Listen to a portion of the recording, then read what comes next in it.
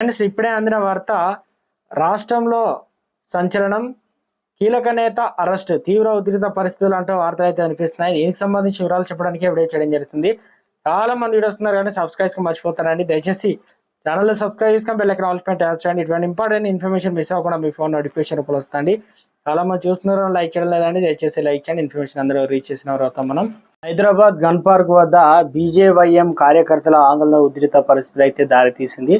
యువతను కాంగ్రెస్ పార్టీ మోసం చేసిందని బీజేవైఎం నిరసనకైతే దిగింది. ఉద్యోగాల భర్తీ చేసి నిరుద్యోగులు ఆదుకుంటామని చెప్పిన కాంగ్రెస్ పార్టీ అధికారంలోకి వచ్చాక ద్వంద్వ వైఖరిని అవలంబిస్తుందని బీజేవైఎం కార్యకర్తలు నిరసన తెలిపారు. జాబ్ క్యాలెండర్ అని చెప్పి గాడిద గుడ్డు ఇచ్చారని ఫ్లైకార్డులతో నిరసన వ్యక్తం చేశారు. అయితే నిరసన తెలుపుతున్న కార్యకర్తలను పోలీసులు అడ్డుకోవడంతో అక్కడ తోపులాట జరిగింది. ఉద్రిక్త పరిస్థితి తలెత్తాయి. ఈ క్రమంలో పలువురు బీజేవైఎం కార్యకర్తలు పోలీసులు అదుపులోకి తీసుకున్నారు. కొంతమందిని అరెస్ట్ చేశారు. ఈ సంఘటన హైదరాబాద్లో గన్ పార్క్ వద్ద బీజేపీ-వైఎం కార్యకర్తల ఆందోళన దిగడంతో ఒక్కసారిగా పరిస్థితి చేదాటింది.